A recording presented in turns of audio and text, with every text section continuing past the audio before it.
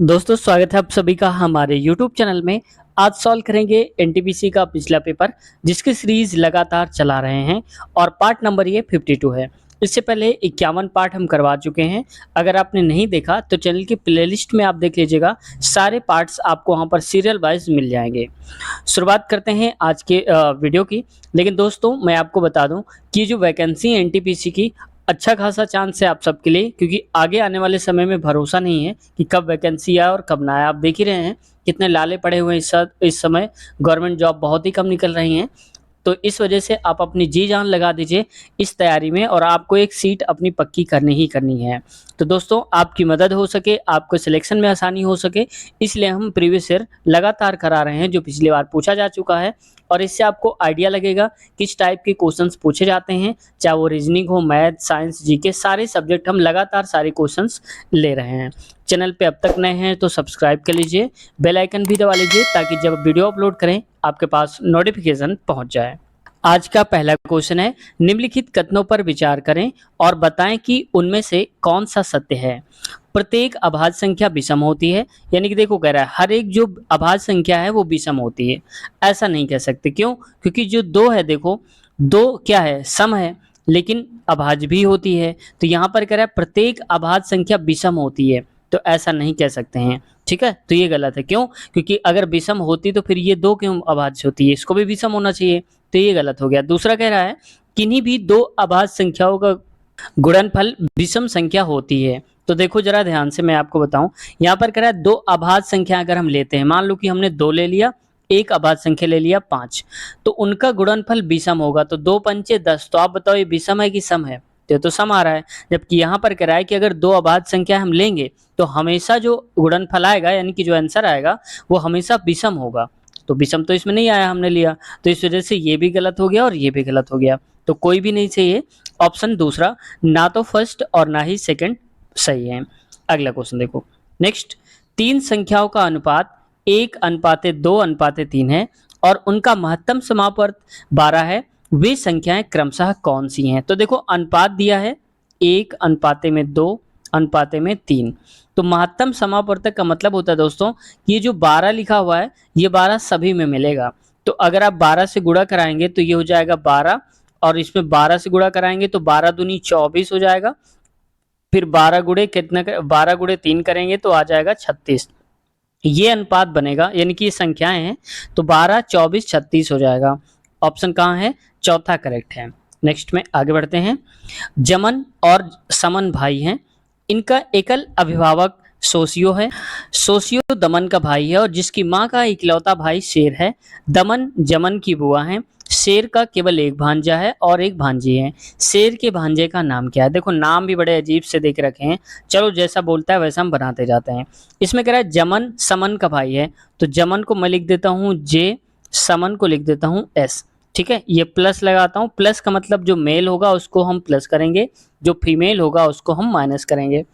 तो समन का भाई है, ये तो भाई भाई होंगे। ठीक है भाई, इनको मान लिया कि एक दूसरे के भाई हैं।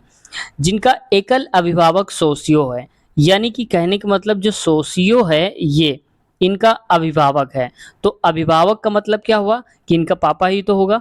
अभिभावक वही तो होते हैं, मम्मी और पापा। तो सोसियो मम्मी तो है नहीं, पापा ही होंगे। चलो थोड़ी देर मान लेते हैं, सोसियो लिख दिया।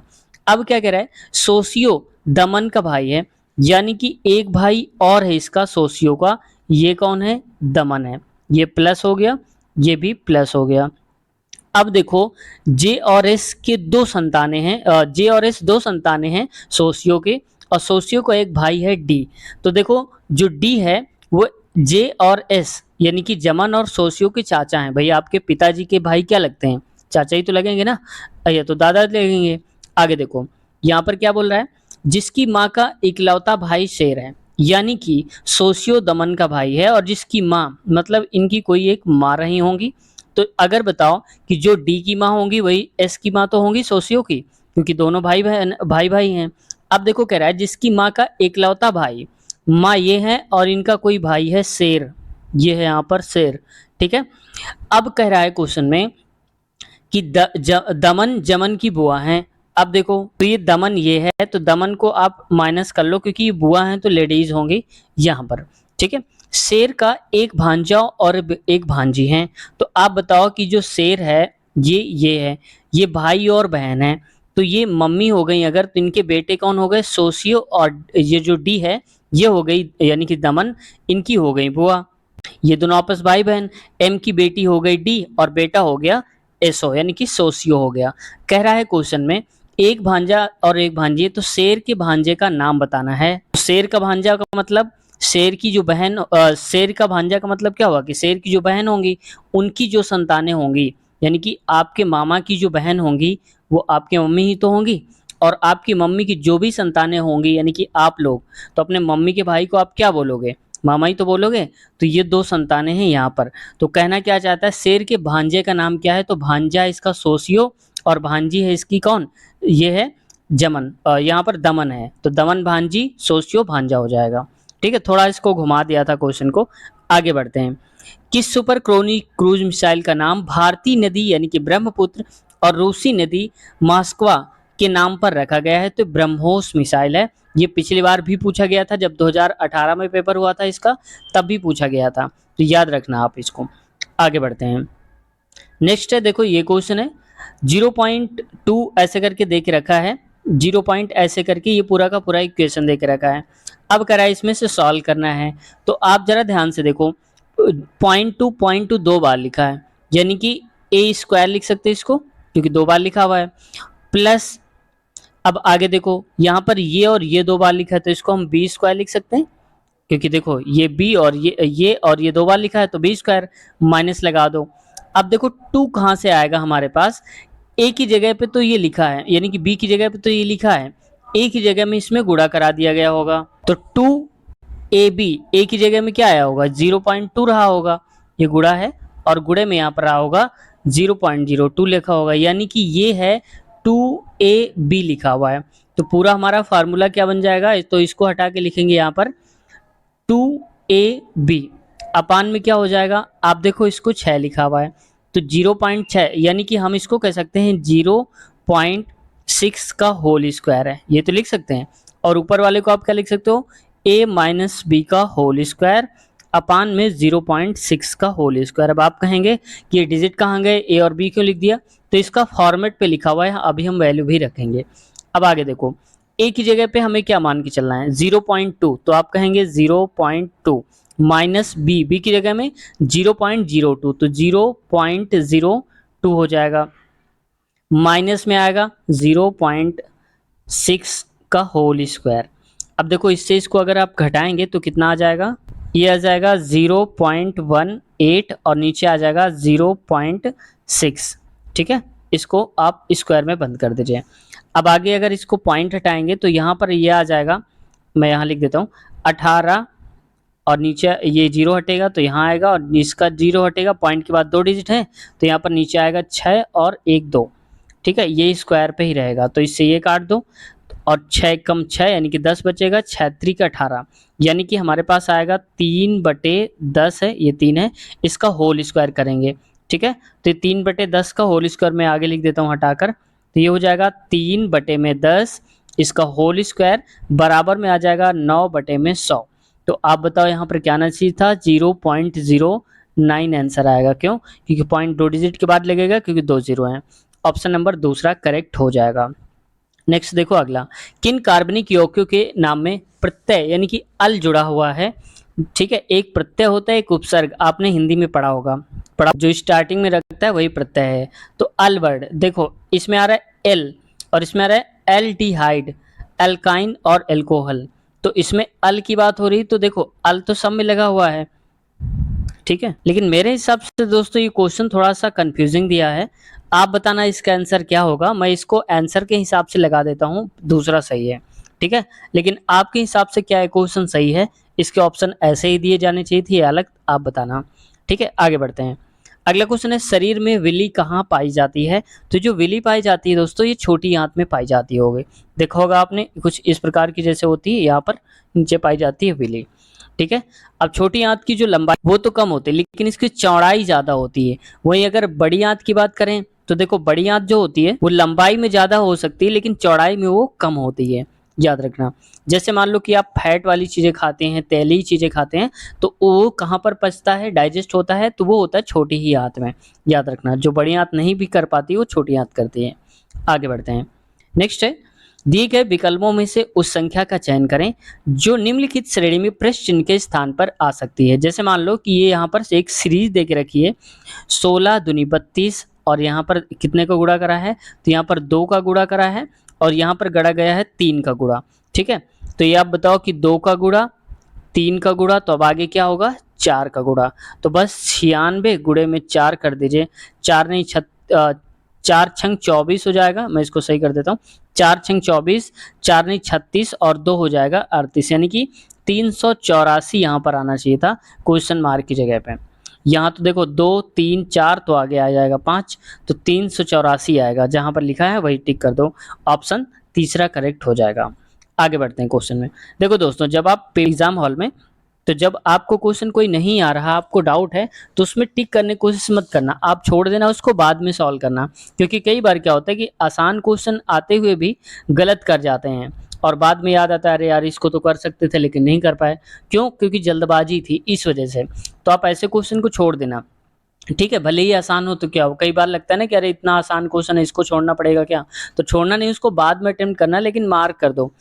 अगला क्वेश्चन, विश्व बैंक की स्थापना कब की गई थी? द्वितीय विश्व युद्ध के दौरान करी गई थी विश्व बैंक की स्थापना। 1857 में शाहमल ने किस स्थान पर विद्रोह का नेतृत्व किया था? तो बड़ौत में किया था। ठीक है, 1857 की क्रांति के नाम बारे में आपने सुना ही होगा। अगला क्वेश्चन देखो, 19वीं शताब्दी में स्थापित प्रसिद्ध विक्रमशिला विश्वविद्यालय की स्थापना किसने करी थी? तो ये करी थी धर्मपाल ने। ठीक है, ये कई बार कंफ्यूजन वर्ड देता है, जैसे गोपाल, धर्मपाल। ठीक है, ये भी चीजें याद रखना। अगला, वन जीव अपराध नियंत्रण ब्यूरो यानी कि WCCB, पर्यावरण, वन एवं जलवायु परिवर्तन मंत्रालय के अंतर्गत एक संवैधानिक बहुविषयक निकाय है। इसका मुख्यालय कहाँ पर? कुल मिला के कहना चाहता है कि ये जो है पर्यावरण, वन एवं जलवायु परिवर्तन मंत्रालय, इसका मुख्यालय कहाँ है? तो ये है नई दिल्ली में, न्यू दिल्ली में, याद रखना आप। ठीक है, क्योंकि मुख्यालय पूछे जाते हैं। हमने इसकी पिछले और पिछली वीडियो में बताया था, शायद पार्ट नंबर अगर सही है तो लगभग 50 में बताया होगा कि मुख्यालय आप एक बार जरूर पढ़ लेना। ठीक है, कौन सा किसका हेडक्वार्टर कहाँ पर है, ये चीजें आप याद रखना। आगे बढ़ते हैं क्वेश्चन में। 25% सांद्रता वाले 36 लीटर संतरे के रस में 80% सांद्रता वाले संतरे के रस की कितनी मात्रा मिलाई जाए ताकि प्राप्त होने वाले मिश्रण की सांद्रता 60% हो जाए? तो देखो, कभी ये दिया जाए कि इसको मिलाया जाता है, इसको टोटल बनता है इतना, तो आप एक काम करना, पहले आप लिख दो 25, 25 के बाद अगला क्या लिखा है 80, परसेंटेज आप हटा दो थोड़ी देर के लिए। अब इसके बाद देखो हो कितना जाता है 60, तो आप यहाँ पर लिख दो 60। इसका अंतर बताओ, तो हो जाएगा 20, इसका और इसका अंतर कितना हो जाएगा, ये हो जाएगा 35। ठीक है, इसको आप छोटा कर लो काट के, तो 5 चौक 20 अनुपात है 5 सते 35। मतलब पहले हमारे पास 4 था, 7 करना है। तो अब देखो 4 था और यहाँ पर कितना था 36 था हमारे हिसाब से, तो यहाँ पर लिख दो 4 की वैल्यू दे के रखा है 36, तो 1 की वैल्यू कितनी हो जाएगी, 4 नहीं 36 9 आएगी। हमें बताना है 7 की वैल्यू, तो यहाँ पर 7 से आप गुणा करा दो, तो 7 नहीं 63 हो जाएगा। 63 लीटर मिलाई जानी चाहिए। तो ऑप्शन कहाँ लिखा है, पहला ही सही उत्तर हो जाएगा। समझ गए होंगे आप, तो ऐसे करना है आपको। आगे बढ़ते हैं क्वेश्चन में। नदी के तट पर निर्मित द्वीप माजुली असम का निर्माण किस नदी पर किया गया है? तो ये ब्रह्मपुत्र पर है। ये क्वेश्चन भी रिपीटेड क्वेश्चन है, 2018 में जो पूछा गया था रिपीटेड क्वेश्चन है ये। ठीक है, अब देखो 2019 वाली वैकेंसी जो पेपर हुआ था जिसको हम करवा रहे हैं, इसमें भी पूछ लिया गया है। अगला क्वेश्चन देखो। अच्छा, आप एक क्वेश्चन आप बताना जरा कि जमुना किस नदी को बोलते हैं? ठीक है, याद रखना कि जमुना कौन सी नदी को हम बोलते हैं। अगला क्वेश्चन है नेक्स्ट, उस विकल्प का चयन करें जिसका तीसरे शब्द से ठीक वही संबंध है जो दूसरे शब्द का पहले वाले से है। तो पहले इसको बड़ा कर देता हूं, तो आप बताओ कि राजा कहाँ रहता है, महल में रहता है। वैसे कैदी कहाँ रहते हैं, तो आप कहेंगे जेल में रहते हैं। बस सिंपल है, राजा महल में रहता है, कैदी जेल में रहते हैं। आगे बढ़ते हैं नेक्स्ट, मानव विकास की अवधारणा किसने विकसित की थी? तो ये करा था, किसने विकसित की थी? तो ये तो चार्ल्स डार्विन होना चाहिए था हमारे हिसाब से, लेकिन इसमें आंसर दे के रखा है महबूब उल हक। तो इसको एक बार आप सर्च कर लेना, क्योंकि मुझे भी डाउट है, इसलिए मैं यहाँ पर मेरे हिसाब से बी होना चाहिए था, चार्ल्स डार्विन। ठीक है, आपके हिसाब से क्या है एक बार जरूर आप सर्च करके बताना। अगला क्वेश्चन देखो, नेक्स्ट है क्वेश्चन पे, निम्नलिखित में से कौन सा कथन सत्य है? प्रत्येक, अब कथन पे आते हैं, कहा जा रहा है प्रत्येक पूर्ण संख्या प्राकृतिक संख्या होती है। तो देखो यहाँ पर अगर मान लो कह रहा है कि हर एक जो पूर्ण संख्या, तो मान लो हमने जीरो, जीरो क्या है, एक पूर्ण संख्या है, तो प्राकृतिक संख्या होती नहीं। तो एक प्राकृतिक संख्या नहीं होती, क्योंकि प्राकृतिक संख्या यानी कि नेचुरल नंबर्स तो एक से स्टार्ट होते हैं, जबकि जीरो भी काउंट होता है पूर्ण में, तो ये नहीं हो सकता। यानी कि हर एक जो पूर्ण संख्या होती है वो प्राकृतिक संख्या नहीं होती है। अगला है प्रत्येक पूर्णांक परिमेय संख्या होती है। तो कह रहा है कि हर एक जो पूर्णांक होता है परिमेय संख्या होती है। ये बात बिल्कुल सही है। यानी कि जैसे मान लो एक लिखा है तो एक बटे एक लिख सकते हैं, परिमेय के फॉर्म पे लिख सकते हैं। इसको भी लिख सकते हैं 0 1, लेकिन जीरो ही आएगा, तो ये भी एक परिमेय संख्या है। ठीक है, तो इसका मतलब दूसरी वाली बात सही कह रहा है। अगले में क्या कह रहे हैं, प्रत्येक परिमेय संख्या पूर्णांक होती है। तो देखो यहाँ पर कह दिया है उल्टा, यानी कि प्रत्येक पूर्णांक होती है और प्रत्येक परिमेय संख्या पूर्णांक होती है, ऐसा नहीं कह सकते हैं। तो परिमेय संख्या तो है, लेकिन पूर्णांक संख्या कहाँ बनी, नहीं बनी ना। तो इसका मतलब कहने का कि ये भी गलत है और ये भी गलत है, केवल सही है दूसरा वाला। तो ऑप्शन नंबर हम कहेंगे चौथा करेक्ट हो जाएगा, दूसरा। आगे बढ़ते हैं, नेक्स्ट क्वेश्चन है, देखो कितना हौच पौच करके दिया गया है क्वेश्चन को, लेकिन ध्यान से आप समझना इस क्वेश्चन को कह क्या रहा है। तो देखो दोस्तों, जब ऐसा कोई क्वेश्चन आता है तो इसमें जैसा जैसा बोला जा रहा है डायरेक्ट आप ऑप्शन से देखते जाओ। क्वेश्चन थोड़ा सा छोटा दिख रहा होगा आपको, इसके लिए माफी चाहता हूँ, क्योंकि अगर मैंने जूम किया तो फिर स्लाइड से बाहर आ जाएगा। ठीक है, कह रहा है 5 अंकों वाली एक संख्या में सैकड़े के स्थान पर मौजूद अंक 2 है। पहले देख लो, तो ये 5 अंक की सारी संख्याएं हैं और सैकड़े के स्थान पर कह रहा है कि 2 है। तो देखो सारे में 2 के देख रखा है, सैकड़े के स्थान पर देखो, सैकड़े के स्थान पर क्या है, ये 2 तो हैं यहाँ पर, तो सब में 2 देख रखा है, यहाँ तक तो ठीक है। अब क्या कह रहा है, इकाई के स्थान पर मौजूद अंक, इकाई यानी कि लास्ट में 4 4 देखो सब में दिया है, तो ये वाला इकाई अंक देखना है।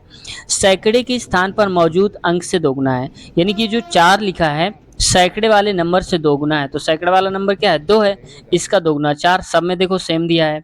ठीक है, यहाँ तक तो कोई बात नहीं। अगला कह रहा है संख्या में हजार के स्थान पर शून्य है। अब देखो इकाई, दहाई, सैकड़ा, हजार, यानी कि दाएं साइड से बाएं की तरफ चलेंगे तो चौथा नंबर जो मिलेगा वो शून्य होना चाहिए। तो देखो सब में शून्य दिया है, तो यहाँ तक तो पूरा सेम है हमारा, चारों अभी हम अलग नहीं कर पा रहे हैं। अगला कह रहे हैं 10,000 के स्थान पर मौजूद अंक। तो 10,000 कहाँ पर है, इकाई, दहाई, सैकड़ा, हजार, 10,000।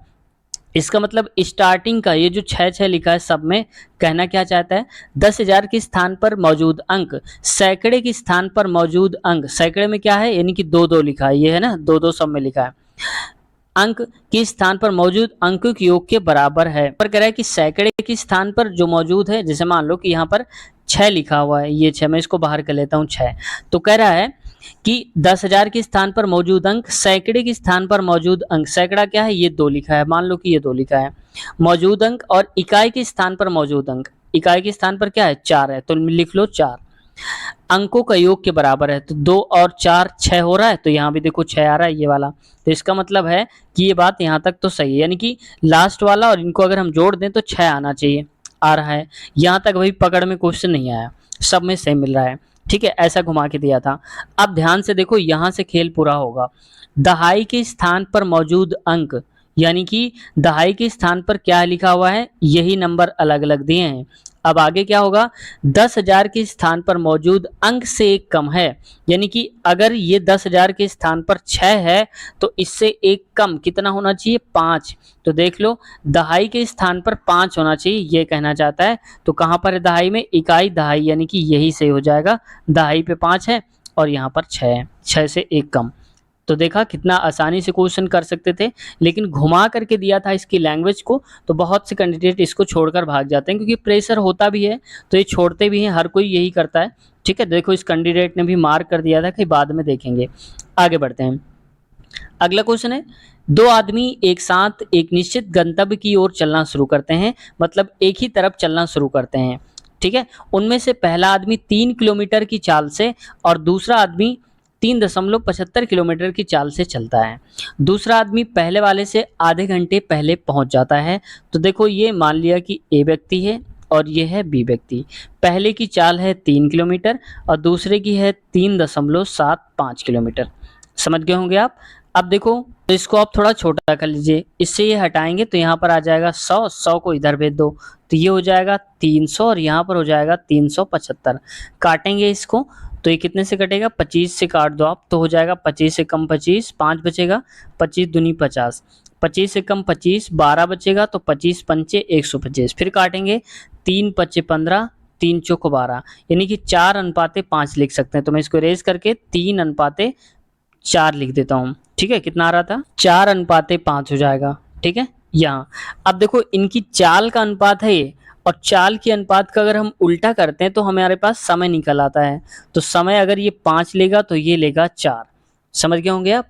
अब आगे देखो, हमारे हिसाब से 5 घंटे और ये 4 घंटे लेता है, तो अंतर कितने का हो रहा है, 1 का अंतर हो रहा है। तो मैं यहाँ लिख देता हूँ 1 का अंतर क्वेश्चन में आधे घंटे के बराबर है, यानी कि आधा घंटा। समझ गए होंगे आप। अब देखो, तो जब 1 का मतलब है आधा, तो आप बताओ 5 का मतलब क्या होगा।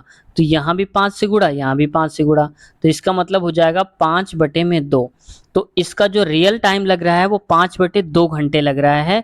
और यहाँ पर कितनी चाल से जा रहा है, 3 की चाल से जा रहा था। तो समय बराबर, ये क्या बताना है, दूरी, दूरी बराबर चाल गुणे समय। तो चाल है क्या, 3, और इसका जो समय ले रहा है वो ले रहा है 5/2। तो हम आगे लिख देंगे इसको, मैं यहाँ पर लिख देता हूँ। ठीक है, ये 2 लिखा हुआ है, तो यहाँ देख लो इसको। तो यहाँ पर देखो, मैं यहाँ लिख देता हूँ 3 है, यहाँ पर 4 नहीं आएगा, 3 गुणे में 5/2।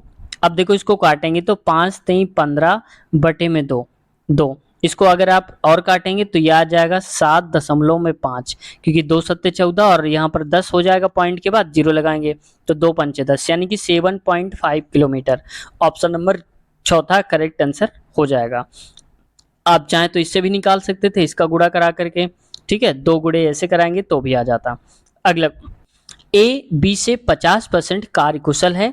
सी एक दिन में ए और बी द्वारा एक साथ मिलकर किए गए कार्य का आधा कार्य करता है। सी अकेले किसी कार्य को 40 दिन में, तो ए बी और सी को एक साथ मिलकर उस कार्य को पूरा करने में कितना समय लगेगा। तो देखो, ए जो है बी से 50% ज्यादा काम करता है, यानी कि अगर मान लो कि 50% है, 50% को लिख सकते हैं 50/100। काटेंगे तो 50 से कम 50 दूनी, यानी कि 1/2 आ जाएगा। फिर देखो यहाँ पर कि 2 है और 1 ज्यादा ये करता है, तो 3/2 हो जाएगा। इसका मतलब ए जो है बी से ज्यादा है, तो ए की क्षमता 3 और बी की क्षमता 2 हो गई। मैं इसको थोड़ा और सही से लिख देता हूँ। ए की क्षमता यहाँ पर देखो, ए की क्षमता और बी की क्षमता, ए की क्षमता हो गई 3, इसकी क्षमता हो गई 2। क्लियर है। अब देखो कह रहा है कि सी एक दिन में ए और बी द्वारा एक साथ मिलकर किए गए कार्य का आधा कार्य करता है, यानी कि इन दोनों की जो क्षमता हो जाएगी वो 5 होगी और इसकी क्षमता हो जाती है 5/2। समझ गए आप। को और आसान करना चाहो तो आप लिख सकते हो 2.5, यानी कि अब क्षमता हमें पता चल गई है। ए की क्षमता है यहाँ पर।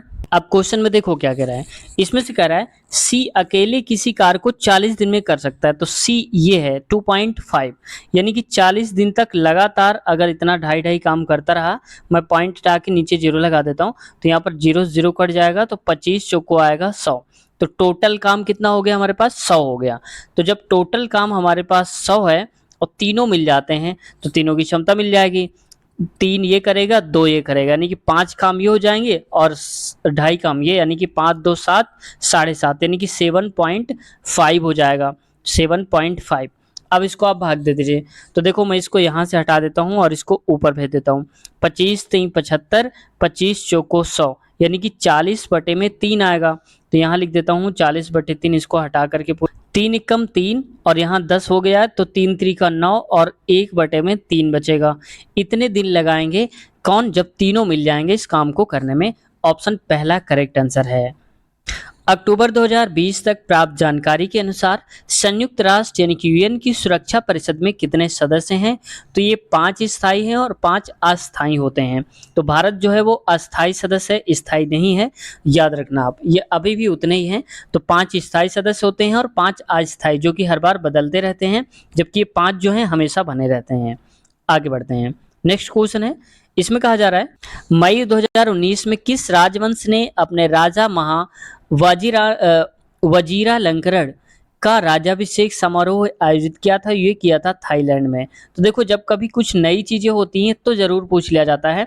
अब ये क्वेश्चन बिल्कुल भी नहीं आएगा आपके एग्जाम में, इसलिए इसको हटा ही देते हैं। अगला, दिए गए पैटर्न का ध्यानपूर्वक अध्ययन करें और दिए गए विकल्पों में से उस संख्या का चयन करें जो इनमें से आ सकती है प्रश्न चिन्ह के स्थान पर। इसको मैं थोड़ा बड़ा करता हूँ फिर आपको दिखाता हूँ। देखो इसमें से क्या है, 21 बनाया गया है 7 और 6 से, तो ये बनाया गया है दोस्तों जो 6 है इसका आप आधा कर दो तो आएगा 3, तो 3 सत्ते 21, तो देखो 21 आ रहा है। फिर आप 8 का आधा कर दो तो आएगा 4, 4 का गुणा इसमें करा दो, 4 3 12 ऊपर वाला आ गया। ठीक वैसे ही आप 2 का आधा करेंगे तो आएगा कितना, 1, तो ये 1 आएगा, तो 7 गुणे 1 करा दीजिए तो कितना आएगा, 7 आएगा। तो यहाँ पर प्रश्नवाचक जगह पर आ जाएगा 7। ऑप्शन नंबर इसका दूसरा ही सही है, 7 करेक्ट आंसर हो जाएगा। समझ गए होंगे आप दोस्तों। आज की वीडियो हम यहीं तक रखते हैं और इसके आगे वाले क्वेश्चंस कवर करेंगे हम नेक्स्ट पार्ट में। तो इसी वीडियो के नीचे जिस वीडियो को आप देख रहे हैं डिस्क्रिप्शन में लिंक मिल जाएगा अगला पार्ट के नाम से, वहां से चेक कर सकते हैं, या कमेंट बॉक्स में मैं डायरेक्ट पिन कर दूंगा अगले पार्ट की लिंक, तो डायरेक्ट वहां से क्लिक करके आप देख सकते हैं। साथ ही साथ रेलवे के इंटरव्यू, एएलपी टेक्नीशियन या ग्रुप डी के भी पेपर देखना चाहते हैं तो हमारे चैनल के प्लेलिस्ट में चले जाइए, हमने अलग अलग प्लेलिस्ट सभी की बना दिया है, वहां से आप जो भी चाहें आसानी से आप देख सकते हैं। उम्मीद है चैनल से कुछ सीखने को मिला होगा। अगर कुछ सीखने को मिला है तो चैनल को सब्सक्राइब कर लीजिए और बेल आइकन भी दबा लीजिए।